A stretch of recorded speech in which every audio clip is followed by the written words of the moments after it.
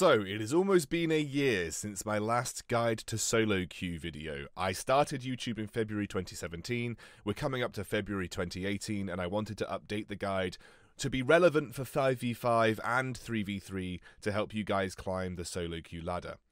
I wanted to update it to be shorter, I ended up making it longer, sorry, but it's got a lot of good information in, and I hope you guys watch at least part of it. I'm going to cover from tier 1 to tier 10. I'm going to separate it out into different sections. I will put timestamps in the description. If you want to focus on your tier specifically, go and check out the timestamp. So you get a variety of players between tiers 1 and 4. You have people who don't really care about ranked. They just go into ranked because they like the competitive aspect, but they don't care if they win or lose. You're going to get players who just aren't very good, and I mean that in a really genuine way. There will be players who just try really hard, but just don't have this skill to make it any higher than these ranks. You're going to have a load of new players, people who are very new to Vainglory and very new to ranked in general.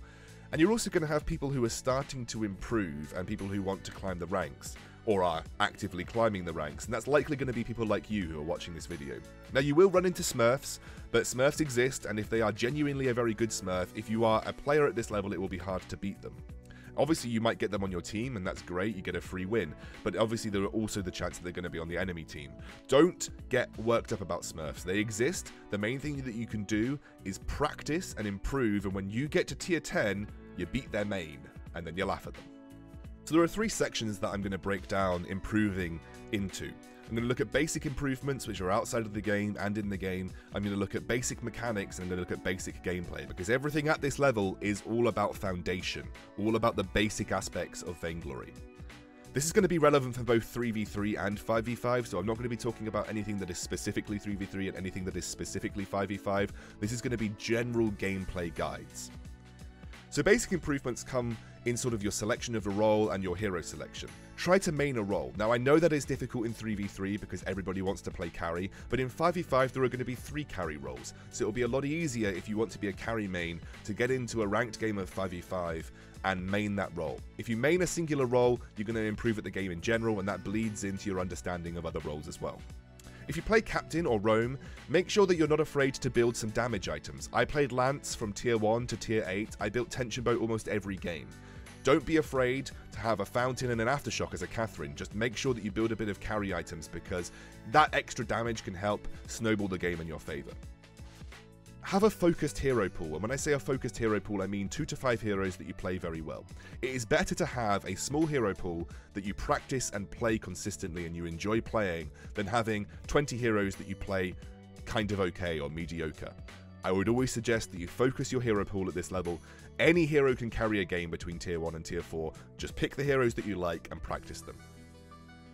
Mentality-wise, never blame your team. Yes, I know, you're going to have a 0-10 Ringo sometimes that feeds the saw like crazy and there's nothing you can do about it. But you do not control Ringo. You are not tapping on his phone for him. You can't control how he plays. Think about how you could have improved your own play. Should you have babysat him in the lane a bit more so that when he took these fights, he had some protection? Should you have dominated the enemy jungler and taken loads and loads of kills off them so that you could kill the enemy saw? This is going to be especially important in 5v5. You need to focus on your own improvements.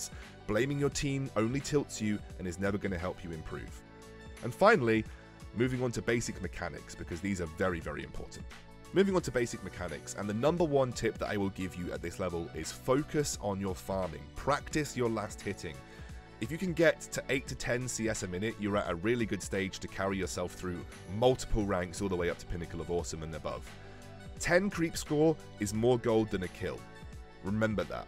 Very, very important. The number 1 piece of advice that I will give anybody at this level if you want to carry games is focus on farming like a god. Because if you farm, you will hit your item spikes way quicker than anybody at this level. I see people get 4 CS or less a minute at tier 1 to tier 4. It is the number 1 piece of advice that I will give you. In terms of build paths, high damage and critical strike is good. I see loads of people build defense like after their first item and go like full metal jacket after their first item.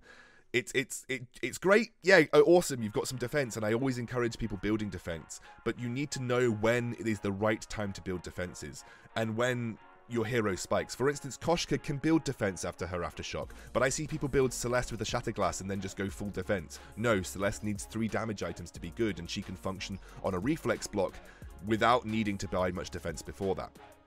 So critical strike for weapon power carries is good as well. It's a really good way of snowballing a game, and snowballing a game at this elo is the best way to win. Focusing on the early game is so important. Play point and tap heroes like Ringo. You know, simply because skill shots can be hard to land and it takes a lot of practice. A lot of people at this level don't play skill shot heroes well enough. So playing point and tap heroes where you can just tap on the enemy, and especially if you focused on farming well and you've got the damage items, you can just blow them up. Point and tap heroes are a really good way to carry games easily at this level. Also look at guides on how to build your heroes and a standard item build for them, and this is just starting to understand the best way to build your hero and the best way to get the most damage or the best supportive ability out of the hero that you're playing. And finally, when it comes to gameplay, it's really important when you're playing things like junglers or captains or even laners in some instance, especially going into 5v5, that high amounts of crowd control in your team is really good at this level. People don't reflex block or crucible properly, so if you have a point and click CC like a Koshka, Yummy Catnip Frenzy, people just aren't going to block it properly, and it's going to give you immediate CC to use in a fight. Higher levels of CC are definitely correlated with easier games won at this level. Learn how to rotate, but don't over-rotate.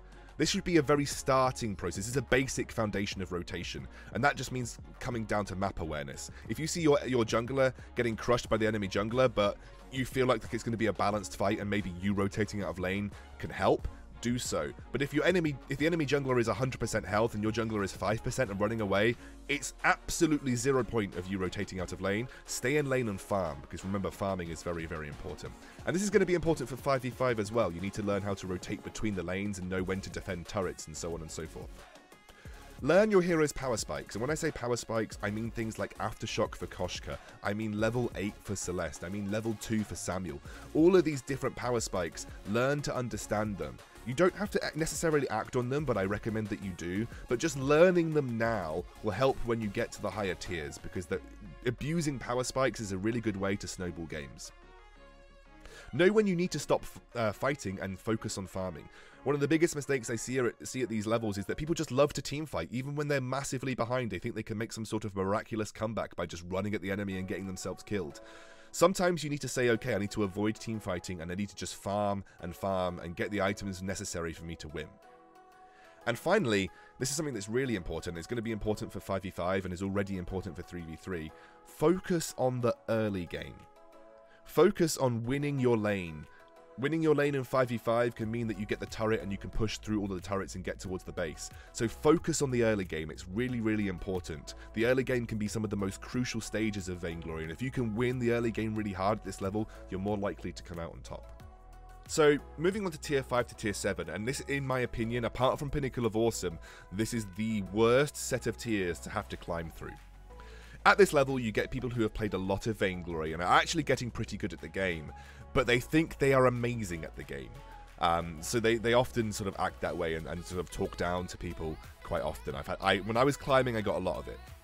At this level, you're also going to get a lot of trolls and tilters. This is the same for every game around this level.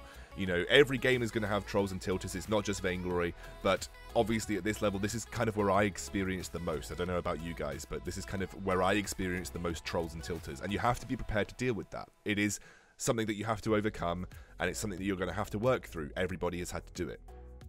You're also going to get people, which I hope are you guys watching at home, that are improving and climbing and trying to improve their skill, just like in the previous tier. And you're also going to get people who think they are at their skill cap. I believe that everybody can improve, but a lot of people can sort of turn around and say, I don't think I'm going to get any better than this. So you're going to deal with people who have been at this tier for a very long time and haven't really moved from it. So just like before, we talked about basic improvements to when you approach the game. You can actually look about some more advanced improvements when you get to Tier 5 to Tier 7. Be flexible in your role. Before Tier 5, I said main a role specifically. By maining that role all the way to Tier 5 and above, you've now got some understanding about how the other roles work. So now you have to be flexible, especially when you get to the draft phase in Tier 7. You've got to be flexible about how you approach your role in solo queue. So you might have been a carry main up until now. You've now got to understand how to at least do some basic jungling and at least be a basic captain or support player. When it comes to item builds, I think it's fine to stick to one item build before this level, but at this point forwards, you now need to start thinking about being a bit more adaptable. Things like defenses earlier on, things like reflex blocks and crucibles, Atlas pauldrons, all of that becomes more important now depending on who you're playing. If you're a Cruel in the jungle, you're going up against a Ringo, it is important to probably have an Atlas pauldrons in your build path pretty early on. Try to expand your hero pool. As you get towards draft, you're going to need to have more than 5 heroes to fall back on, and that hero pool should include heroes from every role. Learn at least 1 or 2 captains, learn at least 1 or 2 junglers if you're a carry main, and vice versa if you're a jungle or a captain main. Maintain that self-improvement mentality. Learning not to blame your team and focusing on yourself in the first few tiers, you should maintain that and take it forward in tier 5 to tier 7. It will get hard. There are going to be trolls and AFKs that will lose you the game, and it's not going to be your fault. But you can't affect them. You can't affect how they play. It's nothing to do with you. It has an impact overall, but think less about the elo gains and more about becoming a better player. Visual skill tier is just a representation of how good you are as a player, and it should always be about improving as a player rather than getting the elo. And start to think more about win conditions, and I'll talk about this in the advanced gameplay section, but start to think about what your team has as a win condition, and especially in 5v5, when compositions are so much more important, think about how your 5v5 composition is supposed to win the game, and what you can do to help facilitate that. So moving on to advanced mechanics, obviously you want to keep improving your farming. It is a skill that is necessary throughout the entire of Vainglory. Learn how to stutter step effectively, and if you don't know what stutter stepping is or how to do it, I'll put a card in the video right now and a link in the description on my guide on how to stutter step. Practice your skill shot heroes. Those are super important. They will become more and more powerful as you get through the tiers, because obviously landing a skill shot is high risk, high reward, so you need to practice your skill shot heroes because they will become relevant for you. You can't have point and click heroes all the time. Practice using reflex block and understand the skill animations to time it properly. I'll link another video in the description about blocking specific captain abilities. It's all about recognizing the ability animation and using that or a sound cue to use your reflex block. You should do this in practice mode with your friends. Just practice reflex blocking different abilities over and over again. It's a very important skill to have to take towards tier 8 and above. And eventually, you need to start to think about your teamfight positioning. You can't just run into a teamfight and attack the first thing you see all the time. You have to learn to be able to kite. You have to learn to know when to dive the enemy hero that you want to kill. You have to learn to stick with your team and peel back in the right direction. So start to think about teamfight positioning. If you're a squishy hero, do you need to be right at the back line with your captain in front of you? If you're a Cruel, you need to run at the enemy carry and just try and take them out super quickly. So teamfight positioning is something that you need to start to think about, especially as you get towards the top of this tier. There's lots of things you can work on to become better in your own gameplay as well. First of all, be an objective focused player. You want to be able to convert kills into turrets and neutral objectives. This is going to be especially important on 5v5 when you have 3 different lanes that you can rotate to, and you've got those neutral objectives of Black Core and Ghostwing. You need to be able to take a kill and turn it into something, take 2 kills and turn it into something. So always be looking for opportunities to exploit global gold when you get to this sort of higher end of these tiers. Be comfortable with rotations. You're going to have to rotate to 2 sides of the jungle in 5v5. You're going to have to rotate between 3 different lanes. Understand those rotations, research those rotations, and understand and be able to sort of execute them when necessary. This is a really important one as well. Know what we talked about earlier, getting to understand hero spikes with levels and items. Now you have to abuse hero item spikes and hero level power spikes, because you need to take the Aftershock and Koshka and gank like crazy. You need to get to level 8 on Celeste and look for poke, look for sieges on turrets. Learn what those hero power spikes are and abuse them. Know that that's when you're strong in the game, and use that strength at that point in the game to essentially try and give you a lead that you can snowball. And now we're getting towards draft. You have to learn how to counter heroes and apply that to the draft. Countering heroes comes with experience and understanding and a bit of research, but know that in the draft, if you have the opportunity to counter one of the enemy heroes, especially in 3v3, it won't be as important in 5v5, but if you're still playing 3v3, it's very important to get hero counters. In 5v5, it'll be more like composition counters, so understand what the enemy composition is doing and try and shut it down with hero picks of your own. And finally, vision control. It is so important, and I'm going to put a little diagram up on the video, especially for 5v5, about controlling vision. Everybody has vision in 5v5, so everybody should be looking to put vision control down on the map. So moving on to tier 8 to tier 9, this is the hardest set of ranks that you'll have to climb before you make it to Vainglorious and above.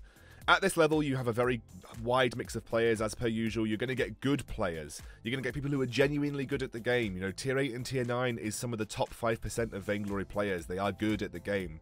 But you also get arrogant and toxic players. Pinnacle of Awesome, for me, was the most toxic elo to actually have to climb through. Everybody thought that they were God's gift to Vainglory. Most players thought they were already Vainglorious. You know, they would spam ping you and stuff. I had to use the mute button loads during this elo. And you also have people who are grinding really hard to make tier 10 plus, like people who genuinely spend huge amounts of time trying to make Vainglorious. And you know, it is a tough climb, but if you can get through this, you make it to the top. You make it to Vainglorious. At this level, you should be looking to really improve your gameplay to the highest level. You should be able to play all roles in some capacity. If you're a carry main, you should be able to play a basic level of jungle and captain. Item builds should be reactive. You need to learn when each item is good and when to build it. You should know that Frostburn should be used to kite against heavy melee heroes that don't really have instantaneous gap closers. You should know when to build Shatterglass versus Dragon's Eye. You should know when to go Critical Strike versus a Breaking Point build. You should all do that. That should all have come with experience and research. You should be comfortable with 15 to 20 heroes. Now, you don't have to be a god at 20 heroes, but you should be comfortable with 15 to 20 heroes at least. You can still be very good at those 5 to 10, but you should still be able to play at least 20 up to a basic level. You need to be able to try and ignore toxicity. I did find it difficult, especially in Pinnacle of Awesome, but you need to try and not to tilt, because again, if you're focusing on what your teammates are doing, you're not focusing on what you're doing, and the only person who can carry you to Vainglorious is yourself. Remember to use the mute button. There is a mute button on the scoreboard. You can click it and it mutes all pings from an ally. Therefore, you'll never hear them in game. And you don't have to add them after game to talk to them if they try and add you. Just don't add them. Remember, ignoring it is the best way to sort of get past it. You should learn counter picks and how to win those matchups. You should know why something counters something else. And for instance, if you pick a weapon power Blackfeather into a Celeste, you shouldn't just be able to think that I'm going to win because I'm weapon power Blackfeather. You should know how to execute that counter pick specifically. You should know to save your C to get over her core collapse. You should know to save your Rose offensive to stick to her, and use your A to stick to her and make it very difficult for her to kite away. So you should know how to play those counter matchups. And if you find someone that is like you and also wants to climb towards Vainglorious and you get on with them and you play really well together, you should be looking to duo queue, because duo queue means that you've got at least 2 out of 3 or 2 out of 5 players who want to get to that level and are willing to put that time in to improve. So you should be aiming for around 8 to 10 CS a minute as a laner pretty much every game. Obviously, it can be hard if you're in a losing matchup, but you know, really aim for that. That should be a core level of CS that you should be able to get. Stutter stepping should be really good now. You should be really practiced at it. Every hero, you should have it down to a pretty good level. You need to know your jungle rotations. This is especially important for 5v5. Where does your jungle rotation lead you? When are your camps respawning? When do you need to go restart your farm, and when can you gank? All of that, again, will come with experience and also researching and looking at videos and tutorials. Your reflex blocks should be on point now. You shouldn't be getting caught by Catherine stuns or Lance impales. You should be able to reflex block your way out of Arden gauntlets properly.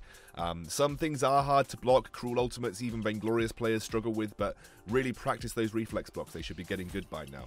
And you should know how all of the different functions in a team fight work. You should know how to peel back for your carry as a jungler and a captain. You should know when to kite away as a carry, or when to dive in and deal with the enemy carry in the backlines. You should also know how to effectively chain your crowd control together. I'm talking the likes of a Cruel ultimate directly into a Lance impale, into a Catherine stun. You should know how to make your CC work together and shut down a singular member of the enemy team. Really, at this point, mechanics just come with practice. You've got the basics down. Once you know how to stutter step, once you know how to farm properly, you know how to kite, you understand how your role works in a team fight, all of it comes down to practice. At this level, it's just practicing those mechanics and perfecting them. When it comes to gameplay, at this point you should be super hardcore focused on objectives. Don't go over chasing kills. Yes, attacker with 5% HP looks like a juicy target that you should chase all the way to his base, but it's not going to win you the game, it's just going to put you in jeopardy. And even if you do get the one kill, it's not going to mean too much unless you can convert it. So always keep up objective focused gameplay. Even if you force someone back to base and you don't get the kill, that is 30 seconds worth of time where the enemy is going to have a member in their base, regenning, and not on the map. So use that opportunity to then go and do something useful like push a turret or take a neutral objective like Kraken, Black Claw, or Ghostwing. You should be super comfortable with your rotations between lanes and to neutral objectives, and know when to push a turret as a unit, know when you should be pushing turrets in your own lane, know when to rotate to the jungle to help your jungler out, know when you should be pushing on towards a Kraken or a Black Claw. That comes with experience, but really always in your mind you should be thinking, can we as a team do something on the map now with an advantage that we've got? You should know how to use your power spikes, know that you should be abusing aftershock power spikes early, and know that you should be waiting for a 3-item spike on Celeste and a level 8 plus for her heliogenesis, things like that.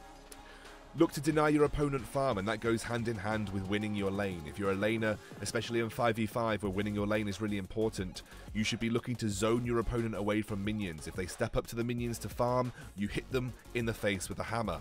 You should be looking to do that at every given opportunity. Try and be aggressive in lane, but maintain vision control in the jungle or in the river so you don't get ganked easily. As a jungler, you should be counter-jungling where possible, stealing away front camps, stealing away enemy buffs, trying to get your hands on their back camps where possible, and you should be predicting the enemy jungle location. You know what your rotations are like. What do you think that the enemy would be doing in terms of rotations? Is it a cruel? Is he going to be slightly slower than you? Are you going to be ahead of him in terms of your own jungle rotations? That means you have an opportunity to go in and take away a camp from him before he even gets there. And most importantly for 5v5, learn how to control minion waves, and I will do videos on this just in case you want to understand it, but learn how to freeze the minion wave to zone away your enemy laner. Know when to slow push it, to set up a slow push so you can rotate to another lane and have the minions push the lane for you. Know how to shove minion waves, especially with a captain wave, and use minion candies wherever possible, especially in 5v5. Minion candies are really, really strong. So, you finally made it. You're Vainglorious Bronze. You're looking at climbing the tier 10 plus ladder. It takes a lot of games to grind out to Vainglorious Silver. You usually get around 5 elo a game. You need to get 200 elo between Vainglorious Bronze and Vainglorious Silver, and then another 200 from Vainglorious Silver to Vainglorious Gold. At minimum, that's going to be about 400 games. So you've got a lot of practicing to do. Tier 10 is all about honing the skills that we've talked about in the previous ranks and making them better.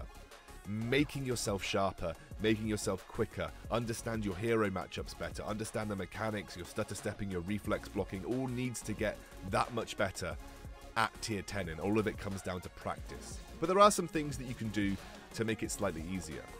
My number one tip is that duo and trio queue here really helps. You can find people on forums, on Reddit, anywhere who are like-minded and willing to climb the ladder with you. As long as you get on with them and you don't rage at each other, you're probably going to be in a position where you can climb together. Most people will get to Vainglorious Silver or Vainglorious Gold by trio queuing or duo queuing. Very few people can do it solo.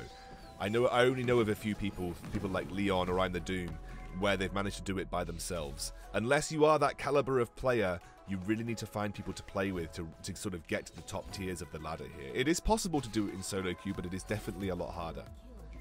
You should be focusing on late game team fighting and knowing how to close out games. Vainglorious is where you'll find that early game and mid game you are going to find yourself pretty equal in a lot of games. Obviously there'll be some games that snowball out of control, but a lot of it will come down to 20-minute plus fights in both 5v5 and 3v3 where a single fight can lose you the game. So know the decision makings about when to base race, when you should be sort of executing properly in late game team fights. Really practice those late game team fight thought processes. Talked about practicing on the mechanics that you've learned. Keep up to date with the meta and tier lists. This is what is important at sort of tier 10 plus. Most people at this rank will be viewing tier lists to find out what the best heroes in the current update are, so keep up to date with the meta. Watch pro play. It's really important to watch the Vainglory 8, watch pro play from East Asia, from Southeast Asia, to understand what the very best in your region is doing, and use that to define your own meta. And just play lots, guys. There isn't much more to say other than just by playing a lot, you will improve your mechanics, you'll improve your skill, and you'll eventually climb up the ladder. Well, this has been my... Essentially, I wanted to make it shorter, but I ended up making it the same length because there is just so much to talk about. But it is my updated guide. I hope you guys really enjoyed it. I know I enjoyed putting it together. And this is hoping to be relevant for both 5v5 and 3v3. So whatever game mode you choose to play, going forward in Vainglory, hopefully you guys will find success on the Vainglory solo queue ladder. See you soon.